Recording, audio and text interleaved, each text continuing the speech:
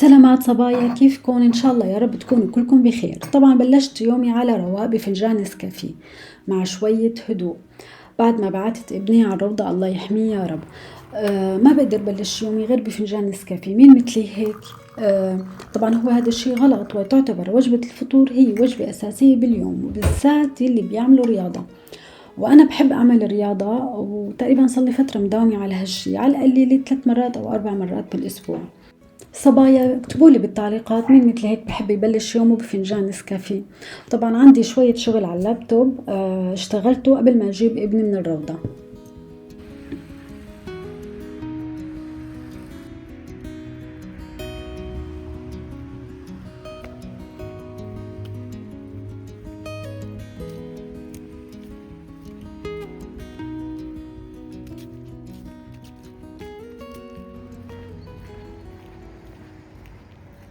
بسمي من تيمو هذا الطبق،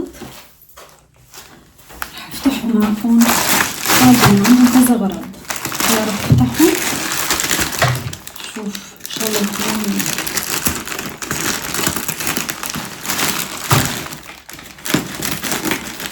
بسم الله.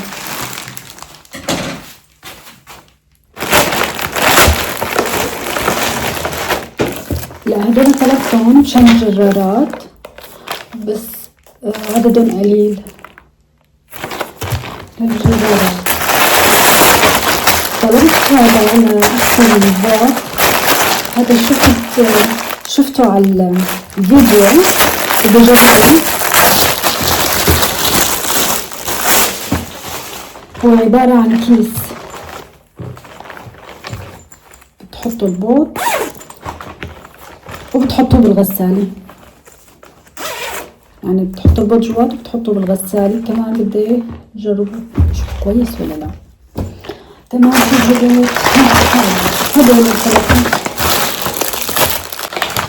تابعوا معي.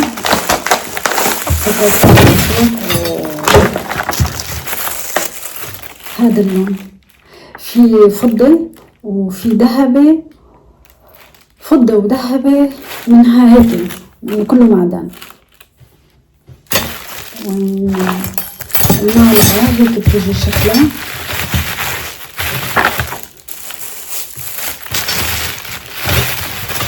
معلقة هيك بتيجي شكلها، معلقة كيلو شوكي. هاي الشوكي، تعالوا نشوف الشوكي. طبعا هذا اللون خفت اطلب الذهبي، انه الذهبي مع الاستخدام يروح اللون. هلا البرونزي ما بعرف اذا بروح، النحاس ما بعرف اذا بروح اللون ولا لا، بس كلون غريب، يعني تغيير شكل عن الذهبي والفضة. بس هدول اللي جبتهم. جبت هاي طلبت هاي كمان.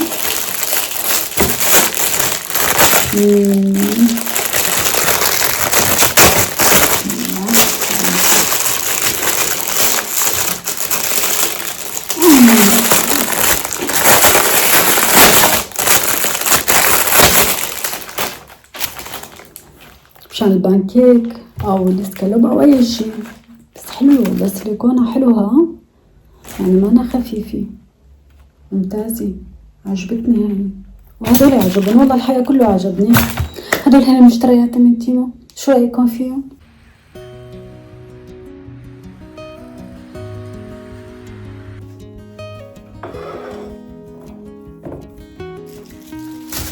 وصار وقت اني احضر الغداء، والغداء حبيت يكون سهل وبسيط مثل ما كنتم شايفين. مكونات النودلز، بس انا استبدلت دجاج مطحون بدال شرحات دجاج. دجاج المطحون حطيت له معلقة صغيرة من الزنجبيل وبهارات الثوم وفلفل اسود وشوية ملح، وطبعا معلقتين كبار كعك مطحون. هلا الخضار انا حبيت ضيف الفطر، في منو ما بحطوا فطر، والوصف الاصلي فيه ملفوف وفي فلفلة حمراء وبصل وثوم طبعا وجزر. انا حبيت احط فلفل ملونة، وحبيت احط الفطر، والملفوف ما حطيته بصراحة لانه ما بحبه كتير يكون بالاكل. فيكم نضيف الخضار اللي بتحبوها صبايا، لانه هو بالاخير مكونات النودلز فيكن تبدلوها، يعني سهل، هي الوصف الأساسي صوص النودلز. الطبخ بحسه هي عبارة عن فن، ما ضروري نتقيد بالوصفة مثل ما هي. وبقطع الخضار كلها بشكل طولي، والثوم بقطعها كمان قطع صغيرة. النودلز بده زيت سمسم، أنا ما لقيت زيت سمسم بالماركت إن كان ليدل ولا تيسكو، فجبت بديله هو زيت الفستق، بصير بدال زيت السمسم، وحتى بصير زيت الجوز كمان. لما قريت بالبحث انه بدائل زيت السمسم. هلا حطيت هون انا معلقه زبده مع معلقه كبيره من زيت الفستق، وحطيت كرات الدجاج والثوم قلبتهم، وبعدين هلا بشيلهم بحطهم على جنب. بعد ما بشيلهم بحطهم على جنب، برجع كمان بضيف البصل شيء انه بقلبوه شيء انه يدبل. ضفت معلقه صغيره ملح وقلبته شوي، بعدها بضيف الخضار كله بتقلب، يعني كله قلبته بشكل سريع دقيقتين. وبضيف شوية زنجبيل فوق الخضار، بالأصح فوق كل المكونات بضيف شوية زنجبيل فوقهم. وآخر شي ضفت الفطر كمان قلبته بشكل سريع، وبعدين ضفت كرات الدجاج، بحركهم كلهم مع بعض، وبعدين بوطي الغاز تحت المقلاية وبروح بحضر صوص النودلز.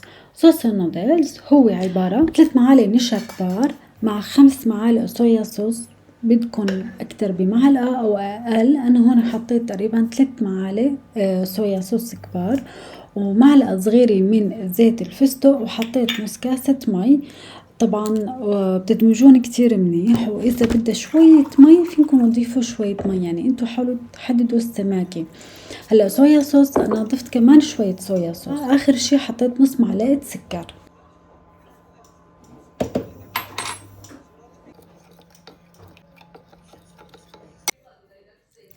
وبضيفها فوق الخضار والدجاج، وبعد ما اضيفها فوق الخضار والدجاج بحركها شوي بشان النشا. وبالنسبة للنودلز بكون مسخنة المي. النودلز بالذات كتير حساسة، ما مثل المعكرونة، يعني انت بتحطيها شغلة دقيقة فورا لازم تشيلها من النار، ما نتركها كتير بالمي السخنة بتعجن.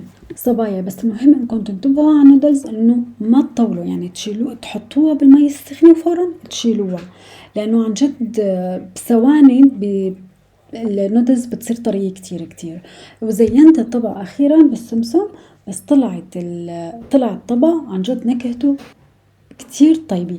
بالذات أنا طبق النودلز بعمله أول مرة، وعملته بطريقة الخضار اللي بحبها أنا مع الصوص، وحتى بالدجاج بهالطريقة طلعت كتير طيبة، بنصحكم تجربوها.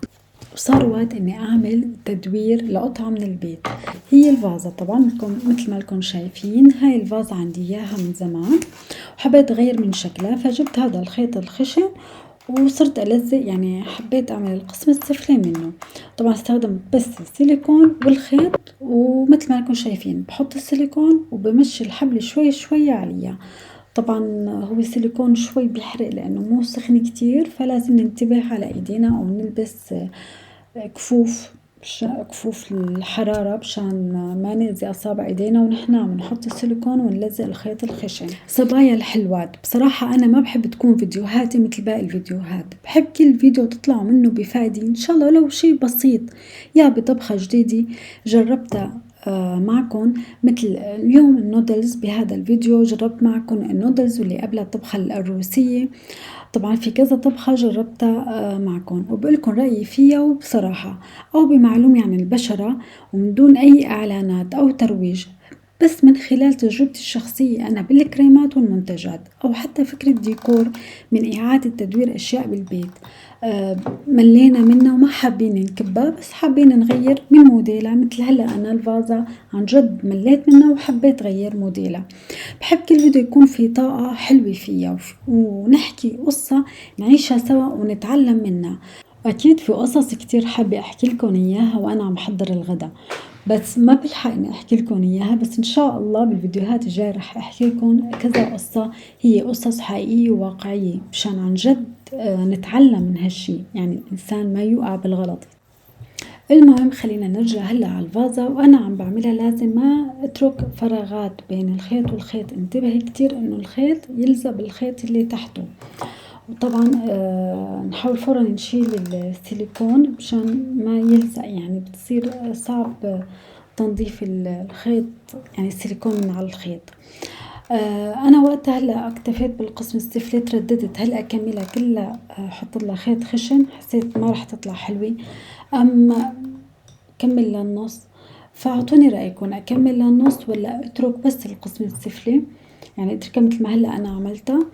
آخر شي حطيت سمرة البلوط، عطت موديل حلو، حطيتها على جنب يعني مثل البكي.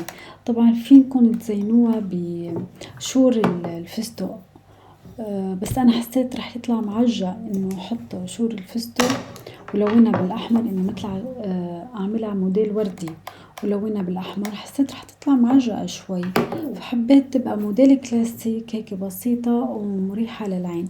اعطوني رأيكم فيها. صبايا بتمنى انكم تتابعوني على انستغرام والفيسبوك والسناب شات والتيك توك والبنترست. عندي صفحات كمان، يعني عاملة صفحات لإلي بنفس الاسم ديما فلوق، كمان بنزل فيها شغلات جديدة ووصفات جديدة وحكايات جديدة. وهيك صار شكل الفازة الجديدة. إذا عجبكم الفيديو ما تنسوا اللايك والاشتراك، واستنوني بفيديوهات جديدة وأفكار جديدة وقصص جديدة.